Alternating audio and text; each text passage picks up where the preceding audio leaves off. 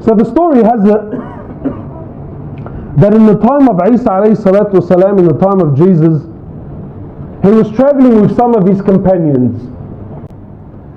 So then they reached an area, bro, and they had the munchies. So they got hungry.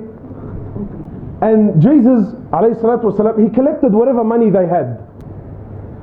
After collecting the money, he chose one of the companions. He says to him, look, you take this money, go into the town and buy us some food. We're hungry. So the man says, yeah, alright, that's no problems. Takes the money, goes into the town. When he goes into the town, he realizes that all the money could buy was what? 3 loaves of bread. That's all he could buy. Now I want to stop here because every one of us has been at this point in his life. The man looks at it and says, bro, I've only got 3 loaves of bread. So he's looking at the bread, he's thinking, bro, if I take this back, how much am I going to possibly eat? So what does he do? He eats one then and there. He eats one, he polishes it off, and goes back to Jesus with only 2 loaves of bread. When he goes back to Jesus and he gives him the 2 loaves of bread, Jesus looks at the bread, alayhi salatu wasalam, looks at the man and he says to him, who ate the 3rd loaf? So now Jesus is asking about the 3rd, so what does he do? He says, bro, eat al-Quran, I only bought 2. What did he say? He says, bro, wallahi, he says, I only bought 2. So Jesus doesn't argue with the man, you know. They carry on their journey. Then they reach a destination. The companions that were successful in hunting a deer, they hunted the deer, they killed it, they cooked it, they ate it, until there was nothing left, bones, just a carcass. And then Jesus calls the man over. He sits him down, he says to him, look. And then by the will of Allah Azza wa Jalla, a miracle through Allah subhanahu wa ta'ala, Jesus gives life to the animal in front of the man's very eyes. Imagine, it was just bones, and it comes back to life in front of their eyes and it runs away. So Jesus says to the man, I'm asking you by the one that gave life to this animal, bro, who ate that 3rd loaf of bread, man? Allah. He's thinking, cuz, I swear I only bought 2. You know, sometimes my brothers, we make a mistake in life, and you could have corrected it when you first made the mistake. But because of a lie, we make the situation worse on ourselves. The man could have, back then, he could have said to him, look, wallah, I got hungry, cuz, and and I was afraid if I bring the food, there's going to be nothing left. Now, look how deep he's falling. Anyway, Jesus doesn't argue with the man, they continue on. They eventually reach a river, the river was over flooded, there was no boats to cross the river and they had to get to the other side. So Jesus, Isa alayhi salatu wasalam, he gathers the companions, and by the will of Allah Azza wa Jal, Allah subhanahu wa ta'ala allows them to walk on the surface of the water. All of them, imagine all of them, as a group. They walk on the surface of the water and then they cross the river and get to the other side. And then Jesus calls the man over. He says to him, I'm asking you by the one that allowed us to walk on the water, man, who ate that 3rd loaf of bread? Now the man's feeling the heat, bro. He says, honestly, there was only 2. They carried on until they reached their final destination. Jesus calls the man over. They sit down on the floor, and Isa alayhi salatu wasalam, he gathers together 3 piles of dirt. Imagine you're this man. He puts together 3 piles of dirt. He sits the brother down, and by the will of Allah Azza wa Jal, he turns the dirt into gold. Then he says to the man, he says, look, I tell you what.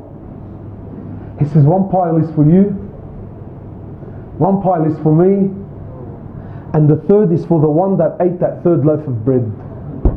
So the man, when he sees dunya, he sees gold, he says, bro, I ate the 3rd loaf. Isa alayhi salatu wasalam, he says, look, for you, you have all 3 piles, but you can't join us anymore, man. What does the man say? He says, go, bro, go, look at this fortune that I now have, man. You know, my brothers, let me stop here for a sec, yeah? How many of us, wallahi, we've sold our deen for a small price, man? So now the man's kicking back, bro. He's looking at all this dahab, he's looking at all this money. He's thinking, Allahu Akbar, what do I buy first, bro? He's looking at the gold, he's admiring it. Isa and his companions take off. Shortly after, 3 thieves come by. When they see the man and 3 piles of gold, first thing they did is they knocked him off straight away. They killed the man. 3 thieves, 3 piles of gold, halawa. But they too were hungry, man. So one of them says, look, I'll take some money, I'll go to the town, I'll buy some food, we'll have a feed, and then everyone takes his pile of gold and we call it a day. Beautiful, man. He goes to the town, my brothers, and on the way he starts thinking to himself, you know. He's thinking, how can I get that money, man? And while he's over there buying the food, the 2 that stayed behind are thinking, how can we take his money? So they planned and plotted, and he planned and plotted. They said, when he returns, we'll kill him. They said, what? When he returns, we'll kill him. And we'll split his share in half. When the man reaches the town, he buys the food, he says, bro, 100% they're going to do something to me. So what does he do? He poisons their food. He comes back with the food. Before he could do anything, they killed him straight away. As he knew, as he planned. Wallah, they sat down. The food was poisoned. Wallahi, shortly after, they also died. Now Isa alayhi salatu wasalam and his companions, they're walking back. They seen their former companion, the 3 thieves, and the 3 piles of gold sitting there untouched. So Isa alayhi salatu wasalam, he looks over to his companions and he says to them, this is hayat ad-dunya. He says, this is the life of this world, and this is what it does for the one who runs after it, man. That's dunya, my brothers and sisters. Wallahi, you can run and gather and collect as much as you want. You're leaving everything behind. Just to give you an example, one of the mashayikh there, he says, I was hired by one of the masajid as an imam. He says, and I was new to the area. And really, this is a true story, so I really want you to really live it out, yeah? He says, I was the imam, and I used to take the bus from my house to the town, to that area, and then I would walk to the masjid. It wasn't far from there. And he says, because I was the imam, when I would go to the masjid, he went in his abaya and the amama and the whole shebang. He says, so I would take this bus. He says, one day I jumped on the bus, I paid him for my fare, and he gave me the change. He says, when he gave me the change, I didn't really look at what he gave me until I went back to the back of the bus. I sat down. He says, when I sat down, I looked at the money and I realized he gave me 20 pence. He says, so I sat there and I said, man, the guy gave me more. He said, and then the conversation started happening in my head. And honestly, how many times have you been in this position? He's thinking, you know what?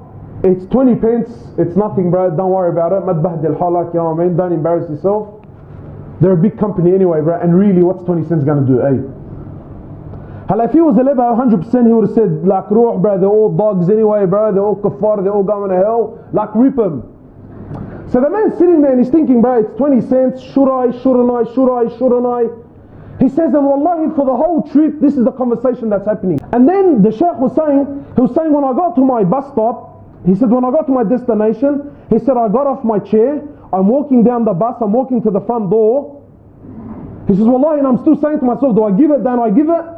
He says, and then as soon as I got to the bus driver, he said, I don't know what went into me, man. He said, when I turned over to the bus driver, I said to him, look, man, you gave me 20 extra. He goes, no, I didn't give you 20 extra. He goes, I gave it to you intentionally. He said, why did you give it to me intentionally? He goes, well, for 3 years I've been looking into Islam. And he said, when I came and I seen you dressed the way you were dressed, I knew that you were an imam. He said, so today I was going to make my decision. If you were honest, I was going to embrace Islam. But if you kept that money, he said, I knew that you were liars like everyone else lies. So now the sheikh is speaking about himself. He says, I gave him the money. He says, I got off the bus. He says, when the bus drove off, he says, I started crying. I said to him, why? Because the man accepted Islam, or he was about to accept Islam. He gets me, la wallahi la. I said to him, why? He said to me, I almost sold my deen for 20 cents, bro. He said, I almost sold Islam. I sold the deen of Allah Azza wa Jal for 20 cents.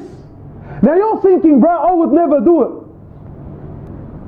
Muslim with a bead, signing on paper, lying. Why? To save a couple of bucks. He says, I almost sold my deen, bro, for 20 cents. That's dunya, man. That's dunya. What is this world? Wallahi, my brothers and sisters, what is this world? Am I allowed to speak Quran? Am I allowed to speak Quran? Allah Azza wa Jal says about dunya, and He created dunya, so He knows it better than you, better than me, better than anyone. He says, وَمَا حَيَاةُ الدُّنْيَا إِلَّا مَتَاعُ الْغُرُورِ. You know what one of the opinion is about مَتَاعُ الْغُرُورِ? You know what Allah Azza wa Jal is saying this world is? مَتَاعُ الْغُرُورِ, my brothers, with all due respect to the sisters that are here, مَتَاعُ الْغُرُورِ is a rag the women used to use as a tampon. And it's not just a rag. Allah Azza wa Jal isn't saying it's a rag. He's saying it's a used rag. Yani it's already got blood on it and it's of no benefit to anyone. This is dunya. Not my words. Allah Azza wa Jal is saying. And He created it. So He knows it for its reality. He says, this is this dunya. This is what you're running after. This is what every one of us deep down in his heart is dying for, waking up for, working 12, 13, 14 hours for, bro. This for a used tampon, bro. Wallahi, we've sold our deen. Go to any masjid you like any masjid for a Fajr prayer, and see how many people choose Allah over dunya. Go. I'm not going to tell you Allah. Go. Your own masjid. Choose the own masjid you want.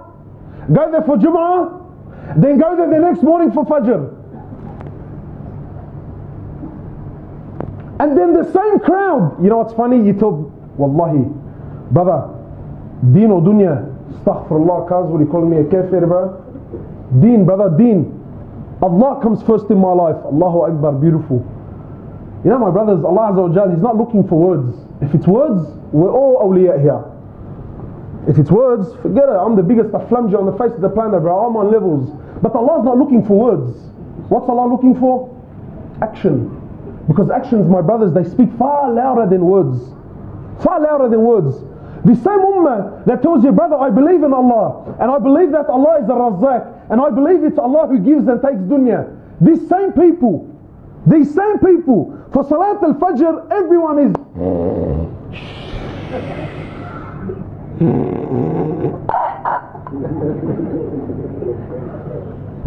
but then at 6:30 in the morning, he's up on his feet, going to work. I'm not saying this is haram, but seriously, what have you chosen? Deen or dunya? The same ummah that says to me, nah brother, it's Allah, Allah, Allah, for Fajr is asleep. But then when he comes to work, wallahi, if his boss tells him, cuz you got to be at 3 in the morning, like tikram ayunak, bro. What have we chosen, man? What have we chosen?